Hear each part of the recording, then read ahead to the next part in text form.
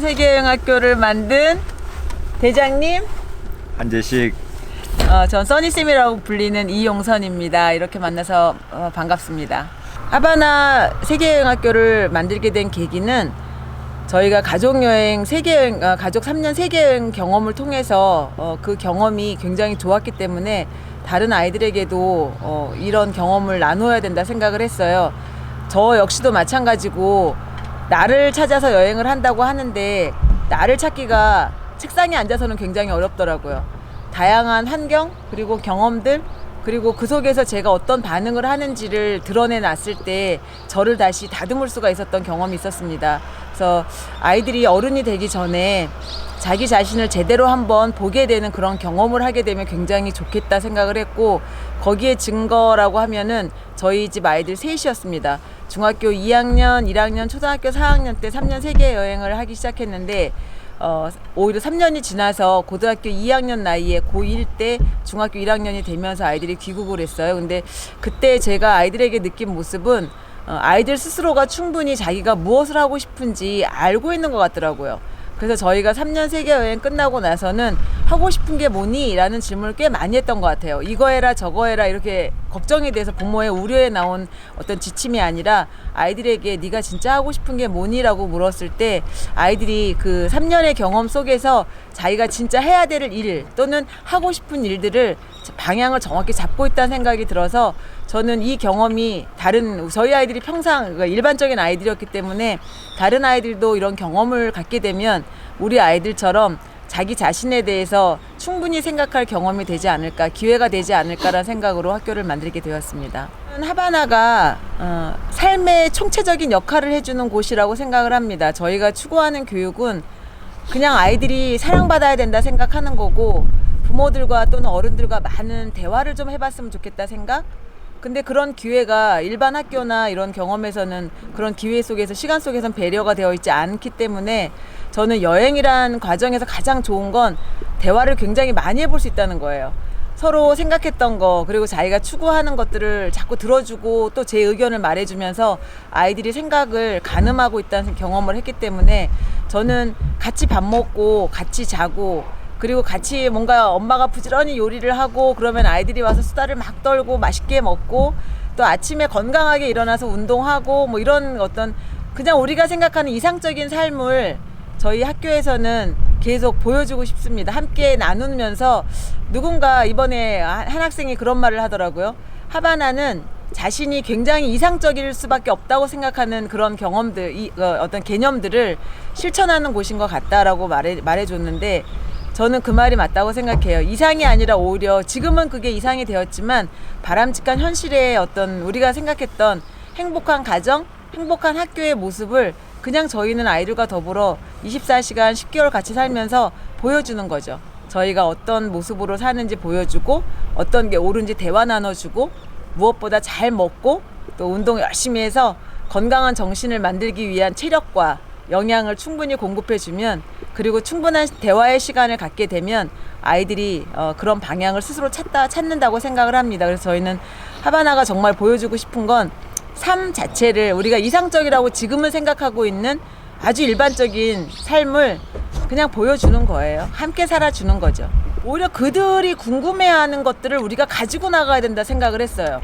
대부분 많은 그 부모님이나 학생들이 외국에 먼저 나가야 된다고 생각하는 게 굉장히 선진적인 생각이라고 생각하는데 제가 여행을 많이 해본 여행 전문가로서 말씀을 드리자면 먼저 내 것과 우리의 것들을 소중하게 여겨서 체득하지 않고 외국에 나가다 보면 늘 남의 것만 부러워하는 네가 뭐 가졌니? 그럴 때 우리 건 없는 것 같은 그런 경험을 하게 되는 것 같아요. 그래서 내년부터는 3월에서 한 6월 3개월 정도는 한국에 대한 뭐 박물관이든 아니면 한국에서 꼭 봐야 되는 전통을 갖고 있는 곳을 경험을 먼저 시키고 또 우리가 그들에게 보여줄 수 있는 뭐 음악이든 뭐 북을 치던 우리나라 뭐 길놀이를 가르치든 해서 우리가 할거리, 볼거리들, 알거리들을 미리 챙겨서 그다음 외국을 나갔다 오면 현지에 있는 친구들을 만나서 함께 나누면서 한국 사람들 꽤 매력적이다라는 생각을 하게 할 테고 7개월의 과정 속에서 아이들이 좀 더 주체적인 한국 사람으로서 세계여행을 할 수 있을 거라고 생각을 해서 프로그램을 일단 그렇게 짜고 있습니다. 저희 학교에서의 여행은 그냥 파리의 에펠탑을 보고 오는 게 아니라 에펠탑에서 누군가를 만나길 원하는 거죠. 그래서 다시 파리를 갈 때 그 친구 때문에 이제 에펠탑이 아니라 그 친구를 만나러 가는 그런 여행을 저희는 꿈꿉니다. 저희가 외국 여행하면서 저희가 한복을 입고 공연을 하게 되면 처음에 아이들이 그 길거리에서 북공연하는 거를 되게 부담스러워 하더라고요. 근데 막상 이제 몇 번의 경험이 되면 아이들 스스로가 우리 북공연 안 해요 라고 할 정도로 남 앞에 쓰는 그 경험들을 굉장히 자연스럽게 하는 모습을 많이 봤습니다.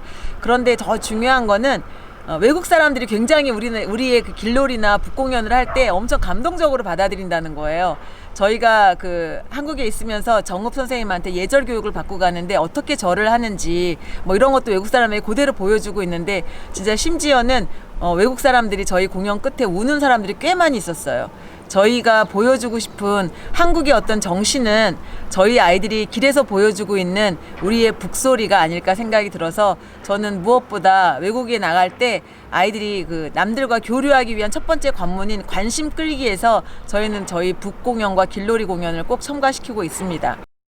저희가 한국에 있으면서 농활이라는 걸 했는데 사실 한국에 있어서가 아니라 쿠바에 갔을 때도 그랬고 유럽을 여행할 때도 뭐 포도를 따는 계절이 있거나 그러면 사실 그 농장에서 일해보고 싶다 생각을 꽤 많이 했거든요. 저는 아이들이 이 교육을 받는 이유는 직업을 갖기 위함이라고 생각을 하는데 막연하게 아이들이 알고 있는 그런 직업이 아니라 현장 경험을 가볍게 어른들과 함께 할 수 있는 기회가 있었으면 좋겠다 생각을 해요. 저희는 작년에 그 코로나로 국내에 있으면서 주변에 있는 연세 드신 분들 텃밭일을 도와드리는 농활을 시작을 했는데 그 농활을 그분들에게는 뭐 고사리 손이라도 필요할 부분에 도움이 되셨겠지만 더 중요한 경험은 저희 아이들이 생계로 이어질 수 있는 직업에 대해서 하나 더 배운다는 생각이 들거든요. 그래서 저는 기회가 되면 될수록 아이들이 특히나 이렇게 먹거리에 대해서 제대로 배우고 간다는 거는 너무 중요할 것 같고 그래서 저희는 농활도 하고 텃밭지기도 하고 그리고 그걸 통해서 아이들이 어떤 직업에 필요한 근성들도 좀 배우게 되는 것 같고 그리고 자기의 보람 그리고 남을 도우면서 인생을 사는 거에 대한 어떤 자부심 같은 것도 갖게 되는 계기가 돼서 되도록이면 세계 여행 때도 물론 했지만 한국에 있으면서는 더더군다나 어려운 사람 돕기 또는 우리가 할 수 있는 일에 대해서 나눔하기는 굉장히 중요하게 저희 학교에서는 다루고 있는 주제입니다. 그 다음에 또 하나는 사실 저희가 그 한국에 있거나 외국에 있을 때 가장 많이 보여주는 게 환경에 대한 다큐거든요. 근데 저도 마찬가지고 우리가 고기를 아이들이 굉장히 많이 좋아하는데 고기가 어떻게 밥상까지 올라오고 그 우리가 고기를 많이 좋아하면 좋아할수록 환경에 어떤 문제가 지금 악영향이 미치고 있는지에 대해서 우리는 어쩌면 아무 관심이 없이 아이들에게 교육하지 않고 지나간다는 생각이 들어요.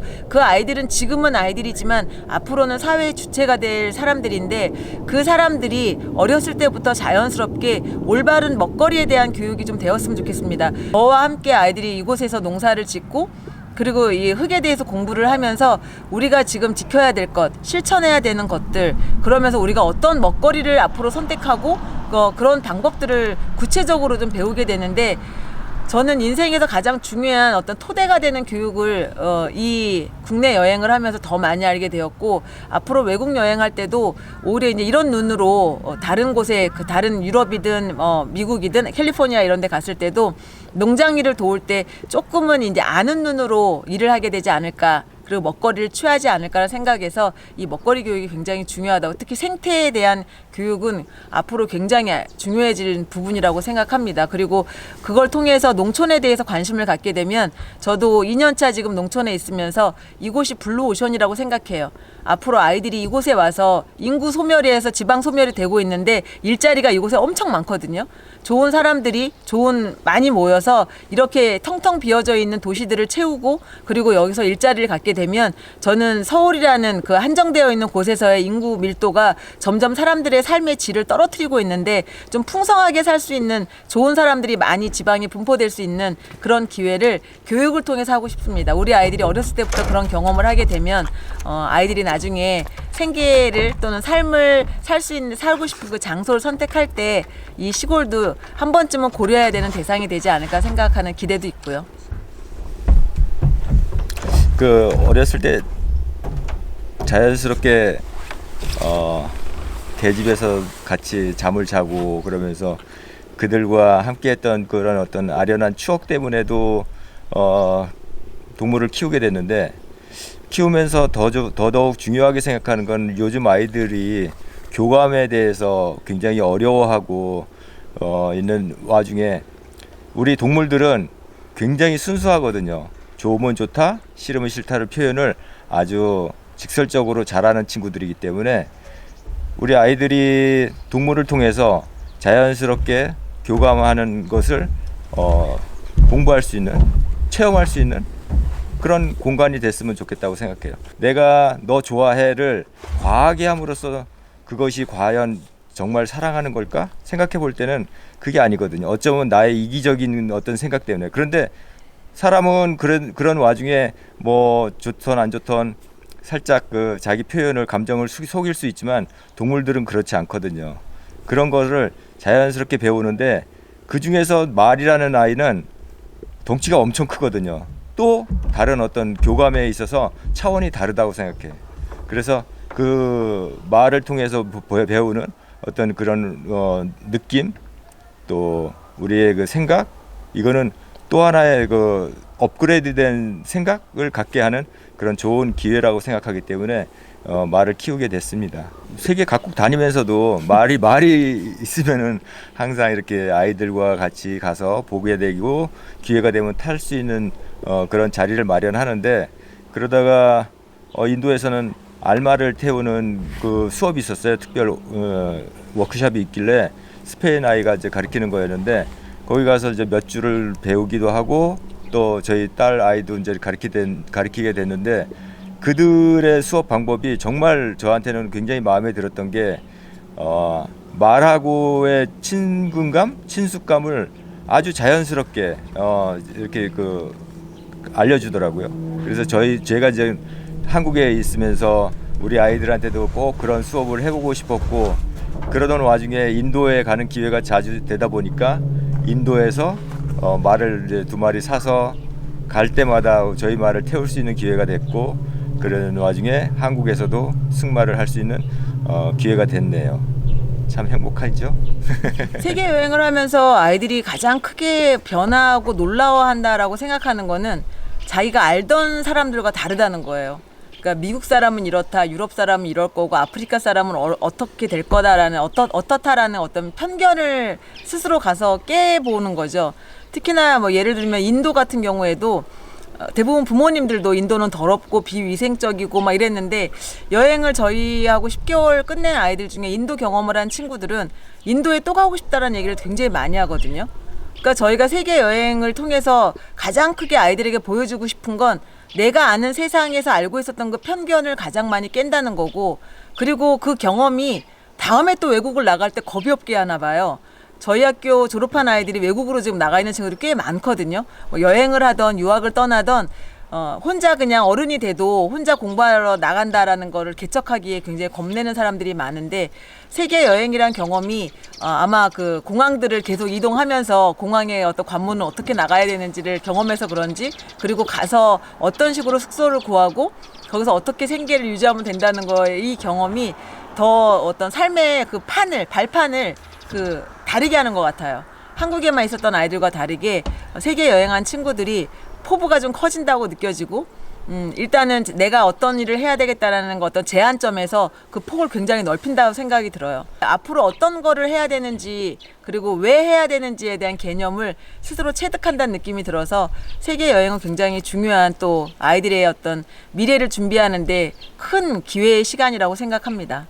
아이들이 그 자기가 가지고 있는 시간을 잘 요리하는 그 능력이 키워졌고, 그래서 한국에 돌아오면 대부분 어른들이, 학부모들이 특히 걱정하는 거는 외국 여행만 하고 돌아오면 한국에서 적응할 수 있을까 뭐 이런 얘기를 많이 하시는데, 아이들 입장에서는 아니 남모르는, 진짜 내가 몰랐던 세상에 가서도 1년 동안 10개월 동안 배낭 메고 잘 살았는데 한국은 내 나라잖아요. 내가 있었던 곳이고, 이곳에서 오히려 더 발전된 자기 자신의 모습을 만들어내는 게 더 중요하다는 초점인 거지, 적응을 못한다라는 개념을 갖고 걱정하는 거에 대해서 아이들도 되게 자기는 부모님들의 염려를 이해할 수 없다라는 얘기를 하거든요. 그만큼 살면서 자신감이 있었고, 또 한 차원을, 그러니까 흔히 말하는 동굴 밖을 나갔다 왔기 때문에 그 동굴 밖의 세상을 본 거죠. 그 다시 동굴 안에 돌아왔을 때 약간의 답답함은 있을 수 있을 것 같아요. 여행을 해서 봤던 것들이 있으니까. 그런데 그 답답함을 아이들이 자기가 미래를 위해서 해야 되는 어떤 과제들로 메꿔내는 애들을 꽤 많이 봤기 때문에 다들 원하는 대학도 가고 스스로 생계를 어떻게 이어갈지를 고민하고 그 길을 잘 찾아가는 것 같더라고요. 그리고 저희와의 관계도 지속적으로 유지하면서 또 다른 가족을 만들어 놓은 거니까. 그래서 저는 아이들이 세계 여행을 통해서 가장 크게 늘었던 거는 삶에 대한 자신감인 것 같아요. 그래서 저는 아이들이 직접 눈으로 보고 느끼게 해주고 싶다는 생각을 많이 합니다. 저희 학교에 저희도 대안학교인데 저희 학교의 가장 큰 특징이라 그러면 저는 아이들이 일반 학교를 다니면서 가졌던 그 일반 커리큘럼에서 빠졌던 홀이 있어요.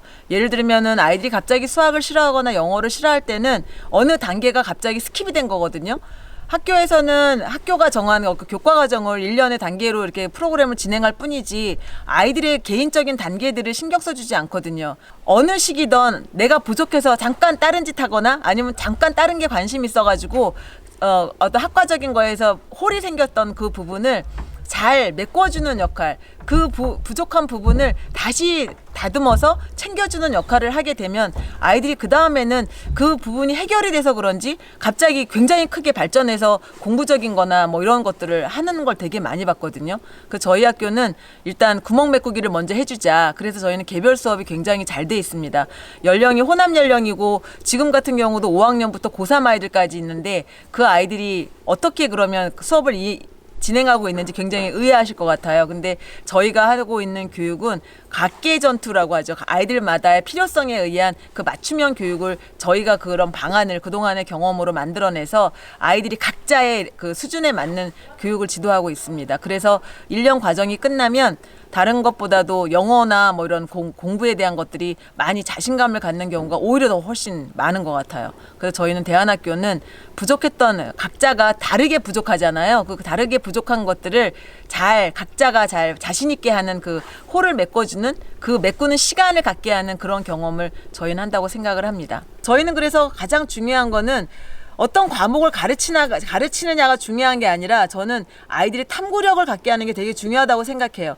내가 스스로 궁금한 게 뭔지, 내가 알아야 되는 게 뭔지, 그걸 어디서 구해야 되는지를 자기 스스로 갖고 있는 그 기본적인 탐구력이 아이들 스스로 자연스럽게 만들어지다 보면 그 다음엔 내가 거기서 필요한 자료들을 발췌하는 거는 이미 자연스럽게 저희 학교 과정을 통해서 만들어진 그 어떤 지식적인 레벨이기 때문에 저는 아이들이 그런 스스로 공부하는 힘을 굉장히 많이 키운다고 생각합니다. 저희 집 아이들도 마찬가지고 대학을 가겠다고 생각하면 그동안 꾸준히 자기가 공부했었던 부분을 다시 다른 교과서로 공부하는 것 뿐이니까 가장 중요한 건 저희는 1년 과정을 통해서 아이들이 끊임없이 스스로 탐구하는 능력을 가장 귀하게 여기고 그런 기회를 많이 만들어주고 있습니다. 그리고 아이들 스스로도 공부를 정말 싫어했던 아이들도 공부를 해야겠어요 라는 말을 스스로 하는 거 보면 성공적이지 않나 싶습니다. 저희 학교에 오는 학생들은 3가지 부류가 있다고 생각을 해요. 일탈이 아주 심해서 학교하고 담을 쌓고 있는 친구들, 또는 두 번째는 그 공부를 굉장히 잘하는데 자기만의 스토리가 없는 아이들, 그 다음에 세 번째는 뭘 해야 될지 몰라서 바깥 활동도 안 하고 그냥 오로지 집안에서 컴퓨터만 하는 무기력한 아이들, 3종류의 아이들이 오는데, 근데 세 종류의 아이들 모두가 학교에 오면 1년 사이에 굉장히 많이 변했다라는 말을 많이 듣게 되는데, 가장 중요한 거는 새로운 경험에 할 거리들이 많은 그 학교 프로그램 때문에 아이들이 그 지루한 시간이 없는 거죠. 특히나 공부하는 것도 마찬가지고, 그다음에 뭐 봐야 되는 것들, 또 해야 되는 것들, 또 놀아야 되는 것들, 뭐 이런 것들을 잘 믹스한 프로그램이기 때문에 아이들이 굉장히 그러니까 자기가 몰랐던 자기 자신을 많이 경험하는 것 같아요. 그래서 다양한 아이들이 와도 자기가 무엇을 해야 되는지, 어떻게 살아야 되는지에 대한 고민이 이루어져서 아이들이 1년 사이의 경험만 갖고도 굉장히 많이 이제 자기 스스로가 변했다고 생각합니다. 성숙하게 자랐다고 생각을 합니다. 물론 대화나 뭐 관심에 관련해서는 계속 끊임없이 대화를 해줘야 되는 부분이 있지만, 아이들 스스로가 후회하고 일탈했던 애들은 내가 왜 그랬을까 후회하는 친구도 많고, 공부 잘했던 아이들도 저희 학교에 와서는 열등생이 되는 경우가 많아요. 체력적으로 안 되거나 협조가 안 돼서, 협업하는 어떤 자세가 안 돼서 열등생이라고 스스로 느끼는 친구도 있어서 다양한 자기 모습을 여행 여행을 통해서 자꾸 비추어 보는 것 같아요. 그리고 무엇보다 책상에만 앉아 있는, 그리고 선생님들이 그러니까 넣어줘야 되는 지식만 습득해야 되는 그런 과정하고 전혀 다른 어떤 학습 과정을 갖고 있기 때문에 아이들이 전반적으로 굉장히 좋은 변화의 모습을 갖고 있습니다. 먼저 세계 여행을 할 때 저희는 아침 기상 시간이 좀 빠릅니다. 저는 사회생활을 할 때 대부분의 직업의 80%는 아침형 인간에게 유리하다라고 저는 생각을 아이들에게 전달을 해요. 그래서 저희는 아침에 좀 일찍 일어납니다. 세계 여행을 할 때 늦어도 6시에는 기상을 하죠. 그래서 아침에 일어나면 자기 숙소 정리하고 그리고 30분 정도 후에 만나서 기본적으로 동네를 뛰는, 그래서 동네의 지리를 자연스럽게 익히게 되는 조깅을 1시간 정도 하고 또 모여서 축구나 농구나 그때 그 상황에 따라서 우리가 할 수 있는 운동들을 하고요. 그리고 한 9시나 10시 사이에 이제 아침을 먹고 그다음에 그 오전 시간에는 머리 맑을 때라 이제 아이들이 개인 공부를 합니다. 뭐 단어 준비를, 저희는 단어장을 주는 게 아니라 아이들 스스로가 내가 외워야 되는 단어들을 단어장을 준비하는데 자기가 스스로 단어장도 만들고 독해도 연습하고, 그래서 한 2시간 반 이후에 한 12시 반에서 1시 사이에 각 교사들에게 가서 그 잠깐 그날에 공부한 영어나 단어를 테스트 받죠. 그래서 그걸로 이제 정산에 쓰이기도 하고, 그리고 나면 외국에서는 1시 점심을 먹고 나면 한 4-5시간 정도는 그날 돌아봐야 되는 지역을 돌아봅니다.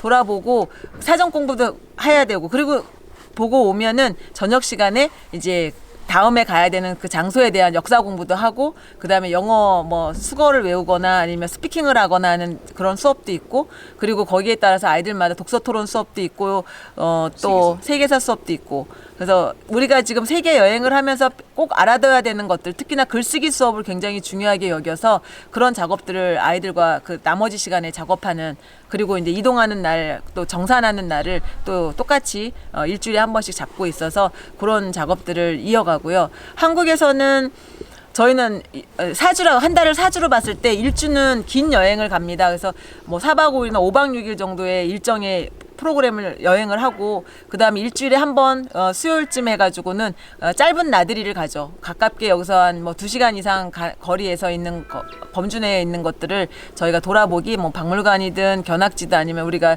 자연 뭐 등산을 하던 해가지고 아이들이 일주일에 한 번은 짧은 나들이를 하고, 그 다음에 한 달에 한 번은 일주일 동안은 저희가 긴 여행을 시작하는 프로그램이었고, 여기서도 아침에 똑같이 한 6시에서 6시 반 정도 기상을 하면 30분간 자기 방 정리하고, 그리고 모여서 똑같이 조깅하고 승마하고 수영하고, 그리고 뭐 아이들 축구도 하고 농구도 하는 그 요일별 프로그램을 짜서 아이들과 작업을 하고, 똑같이 아침 시간은 9시에서 10시 사이에 갖고, 그리고 똑같이 영어 단어, 그다음에 영어 각자 개인 공부는 12시 반까지 해서 각 선생님들에게 이제 시험을 보거나 하고, 지금은 이제 여기서는 그 나머지 여행하지 않는 시간은 1시부터 이제 프로그램을 일반 학교처럼 시간표를 짜서, 저희 학교의 특징은 아이들이 선택하는 과목이 많아요.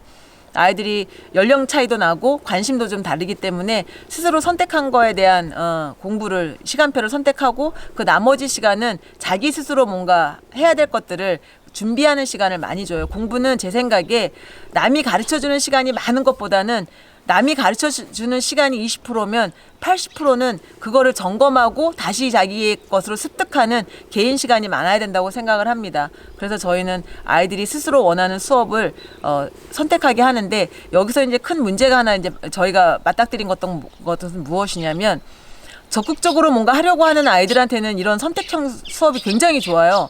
그런데 아까처럼 말씀드린 것처럼 무기력한 아이, 뭘 다른 거 하고자 하지 않는 아이들에게는 이 선택지가 갔을 때 다 안 하겠습니다라는 답이 나올 때가 되게 많더라고요. 자기가 해야 되는 부분에 있는데도 불구하고 안 하겠다고 할 때, 그런 친구들을 이제 천천히 선택하는 사람으로 만들기 위해서 선생님들이 굉장히 많은 작업을 하죠. 아이들한테 처음에는 이제 강제적인 부분도 좀 갖추게 되고, 그래서 아이들 스스로가 자기가 원하는 일을 스스로 해내는 그 단계까지 끌어올 때는 약간의 강제도 물론 쓰고 있습니다. 그리고 잘하는 친구들은 스스로 막 자기 프로그램이 너무 재밌어가지고 열심히 하다 보니까 사실 그 친구들은 교사들에게 가장 편한 사람들인 것 같아요. 스스로 막 뭐 소스 하나만 던져주면 막 자기네들이 파고 들어오는데, 가장 힘든 거는 이제 안 하려고 하는 아이들을 어떻게 스스로 하게끔 하는 그까지 단계까지 끌어올릴 수 있을까. 그 과정에 저희 하바나의 그 굉장히 큰 노하우가, 그 기술이 있다고 생각을 합니다. 정산제도라고 하는 거는 일주일 동안 자신이 썼던 시간을 어떤 걸로든 증명해내야 돼요. 그 증명하는 거를 저희가 이제 용돈이란 제도로 이제 바꿔주는 거고, 그래서 용돈을 스스로 벌어서 쓰는 개념을 알려주려고 하는 거고, 그 다음에 또 하나는 그 정산제도를 할 때 팀 구성을 한다는 거예요. 개인 정산보다는 팀으로 같이 그룹을 짜줘서 잘하는 친구, 못하는 친구들이 함께 있는 거죠. 그런데 이 그룹에 있는 친구들이 리워드와 페널티를 받는 거를 함께 또 다 공유해요. 내가 잘해서 상을 받으면 그 상 받은 거를 그 팀에 있는 사람들과 나누고, 제가 뭐 지각을 했거나 숙제를 안 했거나 해서 받는 페널티도 팀이 함께 나누는 거예요. 저희 학교는 일반 학교와 다른 커다란 목적이 옆에 있는 친구들을 잘 살게 만들어주지 않으면 제 삶도 안전할 수 없다. 저는 그렇게 가르치거든요. 그러다 보니까 주변에 조금 부족하고 좀 도움이 필요한 친구들이 있다면 그 친구들을 함께 아울러서 어떻게 하든 끌고 나가야 된다 생각을 하는 이슈를 계속 아이들에게 전달을 했더니, 아침잠이 많은 친구들은 깨워가지고 일기를 제출시키고, 저녁 되면 일기 썼냐고 한 번 더 확인해주고, 이러면서 1년 동안 리더 역할을 많이 배우게 됐대요. 그러면서 하바나 졸업하면서 가장 크게 그 자기 소감을 얘기하는 게, 저는 정산제도와 특히 우리 하바나처럼 아직은 때가 아니어서 못하는 그런 친구들에게 그 도움을 내가 줄 수 있는 그 역할들, 그러면서 진정한 리더는 어떤 사람인가의 그 참모습을 배웠다는 얘기를 하더라고요. 그래서 저희는 학교에서 하고 있는 이런 이슈들이 굉장히 아이들에게 많은 영향을 미치고 있다고 생각을 하고 있습니다. 근데 사실 제가 외국 여행은 이제 아이들이 저희가 3년 가족 여행 한 걸로 이제 정말 아이들을 데리고 외국에 가면은 특히나 굉장히 걱정거리가 많고, 뭔가 보장되지 않으면 함부로 움직이지 않는 아이들이 제가 보기엔 유럽 사람들인 것 같아요. 특히나 미국 아이들도 마찬가지고, 유럽과 미국 사람들은 아프리카 여행하거나 아니면 아시아권 막 여행하는 거, 인도 여행하는 거를 어떻게 그런 데를 가, 이럴 정도로 뭔가 보장되어 있는 시스템이 없이는 함부로 움직이지 않겠다라는 도전력이 오히려 제가 보기에는 일반적으로 많이 없다고 생각이 드는데, 그래서 그들에게 가장 많이 받는 질문이, 이 사람들이 다 가족이냐, 네 조카냐, 뭐 이렇게 묻거나, 아니면 너는 무슨 자신감으로 이 아이들을 데리고 세계 여행을 하느냐, 그러다 사고가 나면 어떡할래, 뭐 이런 얘기도 진짜 가장 많이 받는 질문 같아요. 근데 솔직히 여행자 보험을 들고 뭐 이러고는 갑니다만, 사실 그거에 대해서 그렇게 불안하지 않는 게 저희 부부의 가장 큰 장점이랄까? 이건 조금 뭐 듣는 사람에 따라서 무모할 수 있다고 생각이 드는데, 외국에도 똑같이 우리나라처럼 병원 다 있잖아요. 그리고 우리나라에 있다고 애들이 안 다치는 것도 아니잖아요. 그냥 사람이 다치면 거기에 가장 적당한 처우를 할 수 있는 곳이 세계에 다 있어요. 아프리카에도 있고 어느 나라에도 있으니까 가장 안전하게 다치지 않게 여행하는 건 기본이고, 저희 팀의 가장 큰 장점은 현지 사람들을 굉장히 잘 사귄다는 거예요. 그래서 저희가 무슨 일이 있을 때 열일제치고 도와주는 친구들이 꽤 많아요. 낯선 곳에 가도 그런 사람이 나타나더라고요. 그래서 저는 사람들을 믿습니다. 그리고 우리 아이들이 안전하게, 특히나 외국에 나가면 스스로도 자기 보호를 하는 것 같아요. 아이들이 외국 여행하면서 몸살을 앓는 경우도 거의 없거든요. 그러니까 제가 보기에는 한국에 있으면 뭐 골골거렸던 아이들도 외국에 가면서는 안 아픈 거 보면, 아마도 제가 스스로 판단한 거는 그동안 경험으로 봤을 때 아이들 스스로 보호 에너지가 생성되고 있는 거 아닐까라는 생각도 듭니다. 하바나가 뭐 많은 분들이 느끼다시피, 그리고 아이들이 말하기를 굉장히 자기가 살아본 인생 중에 가장 빡센 시간을 하바나에서 보낸다고 하는데, 빡세죠. 뭐 새벽부터 일어나가지고 밤 11시까지 소등할 때까지는 애들이 자꾸 뭔가 해야 되고, 외국 애들이 특히 말하는 얘기는, 니네 애들은 네가 뭐 따로 일반 학교처럼 뭐 앉아라, 뭐 조용히 해라 이런 말 안 하는 것 같은데, 애들이 틈만 나면 뭐 이렇게 하고 있냐, 이런 얘기 되게 많이 듣거든요. 근데 저희가 했던 이런 경험들이 아이들에게 굉장히 힘들 거라고 생각이 들어요. 1년 지나고 나서 다음 해에 기수 공지를 하면 아이들이 올까 그러는데, 그 아이들 중에 50%? 예, 거의 50%에서 60% 아이들이 다시 오겠다는 결정을 하고, 어느 순간부터 부모님을 설득하기 시작해요. 내년에 또 보내달라고. 전 그게 놀랐습니다. 그래서 저희 학교는 매해 보통은 2년 하는 애들도 많고 3년, 지금은 4년 다니는 아이도 있는 거 보면, 아이들 스스로가 힘들긴 하지만 자기 스스로 성장하고 성장시키는 학교는 하바나밖에 없다라고 생각하는 개념이 많은 것 같아요.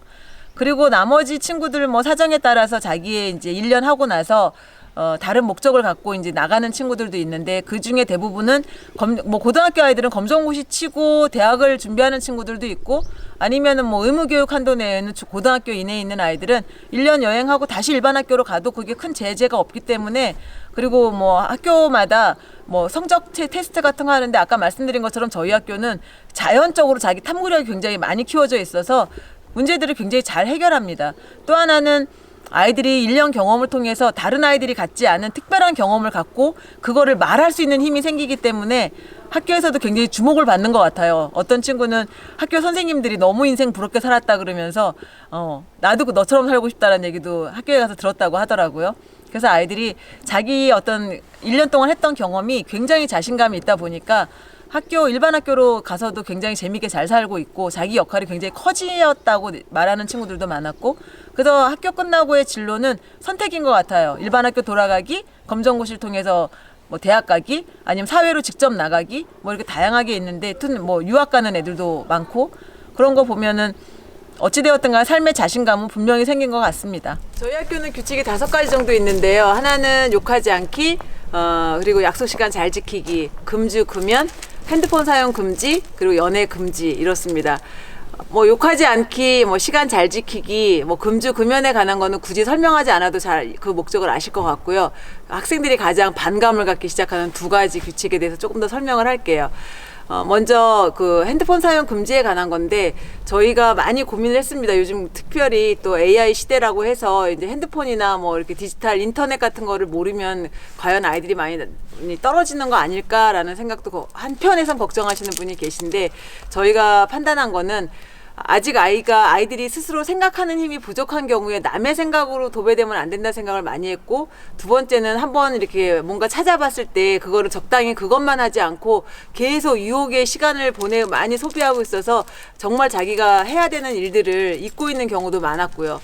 그리고 가장 우려되는 거는 그 알고리즘이라는 시스템인데 광고 같은 거 저도 이제 한번 뭐 관심 있어서 열어보면 계속 모든 제가 보는 거에 광고가 뜨잖아요. 같은 그 관련돼 있는 것들을.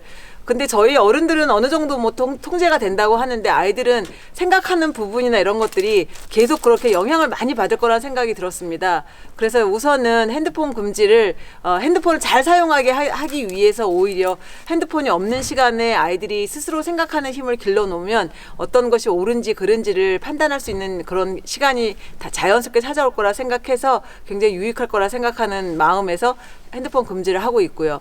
그리고 연애 금지에 관한 얘기를 좀 하고 싶은데 이것도 이게 조금 더 깊어지는 상황이 생기거나 조금 더 감정 통솔이 안 되는 경우가 생겼을 때 위화감을 조성하거나 그거 외에 다른 일을 제대로 못하는 경우도 있고, 또 하나 문제는 이제 여기에 있는 저희는 가족이 만들어진다고 생각을 해요. 제2의 가족이 만들어지는 곳이라고 생각을 하는데 한 사람에게 집중하다 보면은 다른 사람들과의 관계에서 많이 소홀해지고 그러다 보면 자기 할 일도 또 손해를 보고 하는 경우가 있어서 우선은 금지하고 있습니다.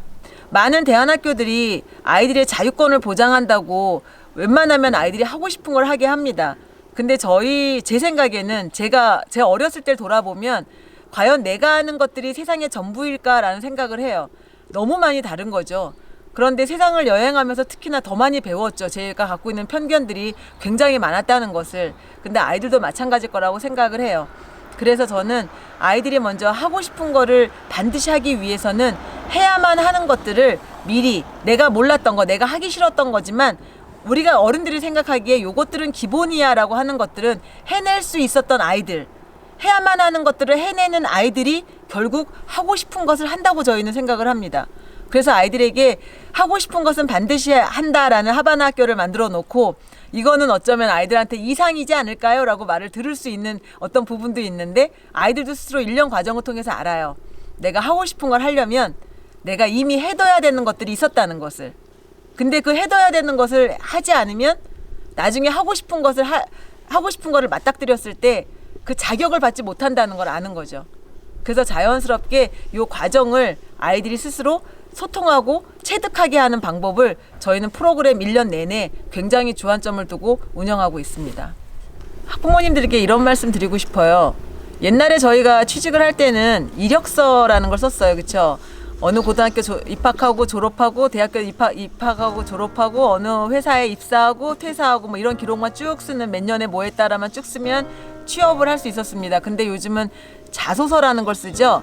그리고 블라인드 채용이라고 해서 내가 나온 대학이나 내가 받은 상 같은 거는 표시하지 말아라. 오히려 그걸 표시하면 불이익을 받는다. 뭐 이런 얘기를 하는데 그런 상황에서 자기소개서라는 거를 굉장히 중요하게 여깁니다.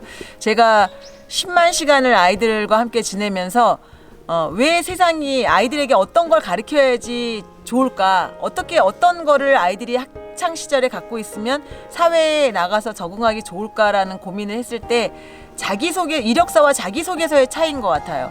이제 사회가 요구하는 사람들은 자기 스스로의 자신감이 있는 사람, 경험이 많아서 극복의 경험이 많은 사람, 미래에 대한 어떤 그 긍정적인 관이 있는 사람, 그리고 무엇보다 자신에 대한 그 사랑이 있는 사람, 뭐 이런 사람들을 자소서에 잘 쓰면 뽑히더라고요.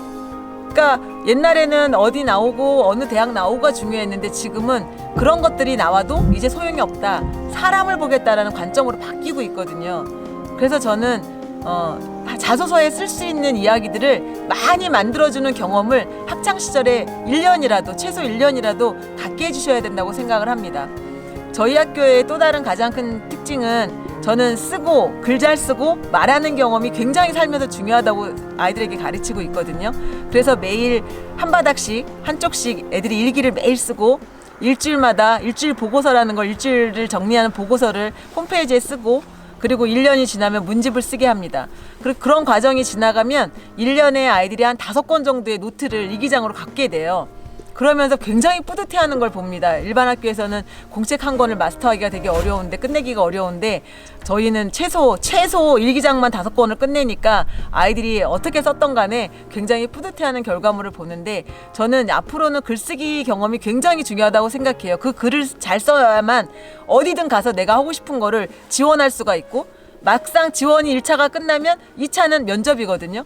자기가 하고 싶은 이야기, 내가 전달하고 싶은 이야기를 잘 이야기할 수 있는 이 경험의 연습이 학창시절에 있어야 된다고 생각을 해서 저희는 글 쓰는 경험 그리고 스피킹이나 디베이트 같은 수업을 굉장히 많이 비중을 두고 그 주제를 다양하게 다뤄줍니다. 그리고 또 하나는 공연을 통해서 남들 앞에 쓰는 그 담대함이 같이 커지니까 저는 앞으로 사회에서 요구하는 그 사람들을 만드는데 다양한 경험은 저희가 국내외 경험을 통해서 하고 있고 그리고 매일같이 일기 쓰면서 자기가 오늘의 산 시간을 정리하며 주제를 정하니까 내가 하고 싶은 메시지를 정리할 수 있는 글쓰기 능력이 생기고 그다음에 세 번째는 매일같이 사람들과 문제 해결을 하기 위한 소통을 하면서 대화하는 방법을 배우는 것 같아요. 그래서 저는 우리 아이들의 이런 그 3가지의 과정이 하바나에서 이루어지면서 아이들의 미래가 그리고 사회에서 우리들이 얻고 싶은 것들을 아이들이 얻고 싶은 것들을 제대로 얻을 거라고 생각합니다. 그리고 부모님들은 오히려 미래를 내다보는 지금 변화되는 이 상황을 빨리 체크하셔서 아이들에게 할 이야기가 많은 경험을 어떻게 하면 넣어줄 수 있을까를 고민하시는 게 굉장히 중요하다고 생각해요. 이제는 AI 시대잖아요. 대화하다가 모르면 핸드폰 검색하잖아요. 그러므로 굳이 많이 외우고 있을 필요는 없다고 생각하는 거죠. 더 중요한 건 내가 궁금해하는 것들, 그걸 해결할 수 있는 탐구력, 그리고 그거를 내가 계속 필요하다면 지속할 수 있는 끈기, 그 체력이 중요하다는 이런 모든 일관성 있는 지금 요즘 세대에 필요한 교육을 저희는 하바나가 하고 있다고 생각합니다. 우리 모두는 아이들을 자유롭고 또 어디서든 대우받고 그런 아이들을 원하는 것 같아요. 그러나 더 중요한 것은 그런 아이들을 어떻게 키워줄 것인가지. 그러기 위해서 내가 부모로서 저 같은 경우는 그렇게 생각했던 것 같아요. 그럼 제가 부모로서 무엇을 해야 될지, 그런 아이들을 만들기 위해서 어떤 곳에 어떻게 보내는 것이, 어떤 곳에 내 아이를 경험시키는 것이 좋을 것인지를 확실히 생각해 볼 만한 가치가 있다고 생각합니다. 굉장히 중요한 부모의 역할이었던 것 같아요. 제가 세계 여행을 아이들과 함께 했던 그 상황이 그 상황을 가지고 하바나가 만들어진 것 같으니까요. 그래서 저희는 저희들이 나눈 문제를 해결하는 방법에 대한 경험을 아이들과 나누고 싶어요. 그래서 아이들이 하고 싶은 거 반드시 하고 사는 그런 멋진 인생을 살길 바랍니다. 그래서 저는 하바나를 사랑합니다. 이렇게 해야지 당신도. 아이 무슨 사랑합니다. 당신은 쳐다보고 있잖아.